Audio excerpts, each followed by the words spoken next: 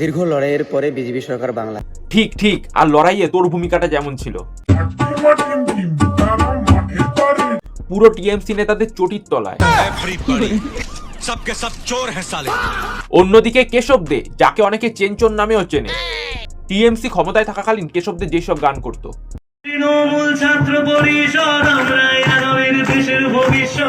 আর BJP ক্ষমতায় আসার পর তার পেজে যেই গান দেখা যায়, বুকের মাঝে একটাই নাম, জয় জয় জয় শ্রীরাম। বলি দাদা, একটু ধীরে সুস্থে পাল্টে খাও, নয়তো দেখবে রাম লক্ষণ দুজনে একসাথে তোমার দু ঠ্যাঙের মাঝখানে এমন ভাবে তীর ছুটছে, শেষে নাকেন দেখলা শায়কের মতো নুনু টুনু ছিঁড়া গেল। কালকে ব্যস্ত ছিলাম এলাকায় শান্তি শৃঙ্খলা যাতে বজায় থাকে। এমন ভাবে বলতাছিস যেন কেন্দ্র বাহিনীর দায়িত্বটা তুই একাই নিছিস।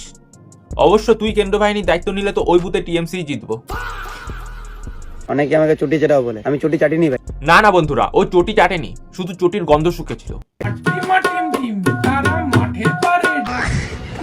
যদি চাটতাম তাহলে ক্ষমতার পাওয়ার দেখাতাম, কোনোদিন দেখায়নি। দেখা না না, তুই তো মাটির মনের মানুষ। পুলিশ কেসের হুমকি, তারপরে আবার স্ট্রাইক মেরে ভিডিও উড়িয়ে দিচ্ছ। প্রশাসনের সঙ্গে কতটা ঘনিষ্ঠ সম্পর্ক সেটা তুমি আমাকে রেগুলার হয়তো দেখো না বলে জানো না। তোমাদের ওই আশেপাশে থানা ফানা যে আছে, পালবাবু অফিসার অনেক বড় বড় লেভেলের আছে, ওদের সাথে একসাথে ওঠা বসা, ঠিক আছে? তো সেইগুলোর অপব্যয় আমি যদি এরে ওরে থ্রেড দিয়ে, ভিডিওতে কপিরাইট স্ট্রাইক দিয়ে বলছিস তুই কিছু করিসনি। হায় রে চটি চাটা, অনেকটা আমাদের মাননীয়ার মতো কথাবার্তা বলছিলিস না। তিনি হেরে গিয়েও বলছে হারেনি। আমাদের প্রথম কথা হচ্ছে আমরা কিন্তু হারিনি। আর তুইও সবাই ট্রিটমেন্ট দিয়ে বলছিস তুই কাউরে কিছু করিসনি, ক্ষমতার অপব্যবহার করিসনি। ব্যাপারটা অনেকটা সেম সেম হয়ে গেল। অবশ্যই চটি চাটলে একটু হলেও চটির হাবভাব আসবেই। তাই বলে আমাকে ভেবেছিল আমি নাকি টিএমসিতে এবার দাঁড়াবো, টিএমসির হয়ে প্রচার করবো। আমি কোনোদিন করিনি। না না, দাদা আমাদের প্রচার করেনি, তবে পেইড প্রমোশন করেছিল, মানে ইনডাইরেক্টলি প্রচার আর কি। পাবলিককে জিজ্ঞেস করবো এবার বিধানসভায় কাকে ভোট দেবে। দিদিকে ভোট দেবো। ভোট কাকে দেবেন? তৃণমূলকেই দেবো। এবার ভোট কাকে দেবেন? দিদিকে দেব। সবাই দিদি, বিজেপি সাপোর্টার কেউ নেই। আপনি এবার বিধানসভায় কাকে ভোট দেবেন? মমতাকে। কাকে ভোট দেবেন? তৃণমূল। ভোট কাকে দেবা? টিএমসিকে। দাদা ভোট দেবে এবার কাকে দেবে? মমতাকে। আরে সবাই মমতারই গান দেখতেছি। কাকে ভোট দেবেন আপনি? দিদিকে দেবো। আমরা তো ভোট দেওয়ার প্ল্যান আছে বিজেপিকে। এই প্রমোশনটা যেটা করতে হয় আর কি, তোমাকে তোমার এলাকার মধ্যে বেরিয়ে সবাইকে জিজ্ঞাসা করতে হবে যে এবার তুমি কাকে ভোট দেবে। এর মধ্যে 10 থেকে 12 জনকে বলাতে হবে যে না আমি তৃণমূলকে ভোট দেবো, আর 2 থেকে 3 জন হলেই হবে বলাতে হবে যে আমি বিজেপিকে ভোট দেবো, যাতে ব্যাপারটা একটু ইকুয়াল টাইপের থাকে। আর এখানে যেহেতু টিএমসি কে ভোট দেবে এরকম লোকই বেশি, তাই যারা যারা ভিডিওটা দেখবে তারা ভাববে যে না এবার মমতার ক্ষমতাই জোর বেশি, তাই সেও ভাববে যে না আমিও মমতারই ভোট দেবো। এভাবেই হচ্ছে টিএমসির প্রমোশনটা হয়। আর এইসব প্রমোশনের প্রাইস শুরুই থাকে যে লাখ টাকার উপরে। মানে সবুজ রং, টিএমসি রং কেন লাগেনি জানো? তার অনেক কারণ। নাম্বার 1 কারণ আমার মা অসুস্থ ছিল, তোমরা জানো। দিল্লিতে তোর মা অসুস্থ ছিল আর তুই সেটা নিয়ে পাবলিকের কাছ থেকে সিম্পাতি নিতে আছিস।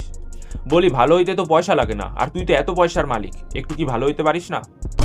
তাই নয়, এবার বড় অত্যাচারিত শুনবে। ধামাল আড্ডা খুলেছিলাম, 10 লক্ষ টাকা ফাইন ধরেছিল, 1,30,000 টাকা আমি দিয়েছি। বারাসাত, মধ্যমগ্রাম, বিরাটি, যারা আর কি আমাদের এই বনগা শিয়ালদা লাইনে থাকো তারা হয়তো জানবে যে অনেক বছর আগে, অনেক বছর বলতে তাও কয়েক বছর হবে হয়তো, মেইন রোডের পাশে অনেক দোকান তুলে দিয়েছে, ভেঙে দিয়েছে, যাতে রাস্তাটা একটু চওড়া করতে পারে। আর সেখানে দাঁড়িয়ে বলতে গেলে উজ্জ্বল তোর তো কপাল ভালো, তোর কাছ থেকে শুধু ফাইন নিয়েই ছেড়ে দিয়েছে। বলি সরকারি জায়গায় এসব বানাবা আর প্রশাসন কি তোমারে ছেড়ে দেবে?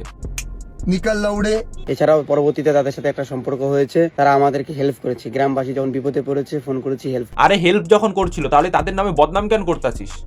পাসা পালট গয়া ইসলিয়ে। মানে বন্ধুরা, তোমরা যদি কখনো গিরগিটি না দেখে থাকো তাহলে এরে দেখে নাও, ভাববা গিরগিটির থেকে অনেক উঁচু জাতের প্রাণী দেখা নিছো। শুধু এটা নয় বন্ধু, যেদিন রেজাল্ট তার আগের দিন রাত্রি 1টা পর্যন্ত বিজেপি কর্মীদের সাথে আমরা মিটিং করেছি, আমি ভরসা দিয়েছি। একদম, আজকে তুই ভরসা দিচ্ছিলিস বলেই তো বিজেপি জিতলো। হাততালি। মানে সারা বছর তৃণমূলের পা চাটলো কিন্তু তৃণমূল জিততে পারলো না, আর একদিন রাতের বেলায় বিজেপি কর্মীদের সাথে কিছুক্ষণ আড্ডা দিছে, তাতেই বিজেপি জিততে গেছে। আবারও হাততালি।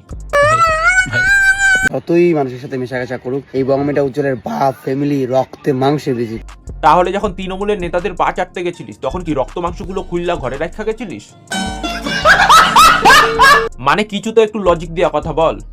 অবশ্য চটি চাটতে গেলে তো লজিক গুলোরে আবার বিসর্জন দিতে হয়, তার জন্য আবারও হাততালি। আবার এই উজ্জ্বলকেই অনেকে পা চাটা বলছে, কমেন্ট বক্সে অনেকে খিস্তি দিচ্ছে, তার জন্য উজ্জ্বল সোশ্যাল মিডিয়াতে পোস্ট করেছে, আর সেখানে নিচের এই লাইনটার মধ্যে লিখেছে যে আমরা ভয় কিছু বলতে পারিনি। দেখ তোর একটা কথা বলি, যখন আরজি করের ওই ঘটনাটা ঘটে, তৃণমূলের বিভিন্ন দুষ্কর্ম দুর্নীতিগুলো যখন ঘটে, তখন সোশ্যাল মিডিয়ার ছোট বড় সব ক্রিয়েটাররাই প্রতিবাদ করে, নিজের সাধ্য মতো প্রতিবাদ করে, নিজের ক্ষমতা মতো প্রতিবাদ করে। কেউ ভিডিওর মাধ্যমে, কেউ বিভিন্ন পোস্টের মাধ্যমে প্রতিবাদ করে। কারো কারো ভিডিওর মধ্যে ফেক কপিরাইট স্ট্রাইক পড়ে, কোনো কোনো ক্রিয়েটারকে থানায় পর্যন্ত যেতে হয়। কম বেশি সব ক্রিয়েটাররাই প্রতিবাদ করেছিল, শুধু তোর মতো হাতে গোনা 2-3টে চটি চাটা ক্রিয়েটার বাদে।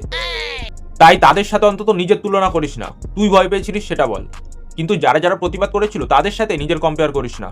নিশীথ প্রামাণিক আমাদের হোম মিনিস্টার আমাদের সাইড থেকে আছে, তিনি হেল্প করেছে। দিল্লিতে চিকিৎসা করেছি, সম্পূর্ণ হেল্প করেছেন নিশীথ প্রামাণিক দাদা। এটা নিয়ে আমি ভিডিও আপলোড করেছিলাম, আমাকে ডিলিট করতে হয়েছিল, আমার উপর প্রেশার এসেছিল ভাই, কিন্তু সেই ভিডিওটা ইউটিউব শর্টস থেকে আমি কোনোদিন হাঁটাইনি, সেটা আছে, একটু দেখো। ওপিডি সেকশন বাহ, মানে ওরে টিএমসি নেতারা ঠেট দিয়েছিল, উজ্জ্বল ভিডিও কেন করছিস, তাড়াতাড়ি ভিডিওটা ফেসবুক থেকে ডিলিট করে দে। ইউটিউবে থাক, অসুবিধা নাই, ইউটিউবে তার মানুষজন দেখেন না, ইউটিউবে থাকতে পারবে, কিন্তু ফেসবুক থেকে ডিলিট করতে হবে, তাড়াতাড়ি ডিলিট কর। মানে আর কত লজিকলেস মার্কা কথাবার্তা বলবি? তোর এই লজিকলেসের জন্য আরো একবার হাততালি। আজকের ভিডিওটা ভাবছিলাম বং মিডিয়া, উজ্জ্বল, আমাদের হাবড়ার চেঞ্চর দাদা, কেশব দে, টিএমসির আরো কিছু নেতাপোতা, আরো কিছু গিরগিটি, এদের সবাইরে নিয়েই বানাবো, কিন্তু এই বং মিডিয়ার কেচ্ছা কাহিনী যে এত বড়, এর নিয়েই পুরো ভিডিওটা শেষ হয়ে গেল। তাও তো বং মিডিয়ার কেচ্ছা কাহিনী সব এই ভিডিওতে দিতে পারি নাই। ওই 2-3 দিন ধরে শুনতে পাচ্ছি নাকি কোন মেয়েরা আবার কাজের জন্য বলছিল বাথরুমে গিয়ে ভিডিও কল ফল করতে, আর কি এরকমই কোনো ব্যাপার। চাপ নেই, পরের ভিডিওতে ওটা নিয়েও আসছে। বলি উজ্জ্বল, আর কত কেচ্চা কাহিনী তোর।